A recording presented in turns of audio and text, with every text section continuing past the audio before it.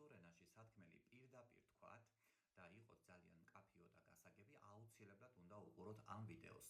პირველ სვეტში მოცემული მაქვს ნების ზოგადად გამოხატავენ მოქმედებას და მეორე სვეტში მოცემული მაქვს ზეცართავი სახელები, რომლებიც აღწერენ ამ მოქმედებას და უპასუხებენ შეკითხვაზე როგორი და შესაბამისი როგორც არის ნებში ზოგადად ნაჩვენები ეს მოქმედება.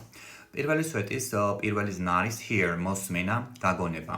Audible არის სმენადი, გასაგონი. როგორი, სმენადი, გასაგონი. შემდეგი see ხედვა, დანახვა. Visible ხილვადი, ხილული. Read კითხვა, წაკითხვა.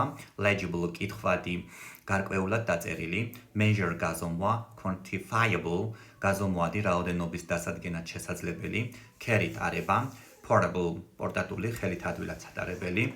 Except ლოდინი, მოლოდინი.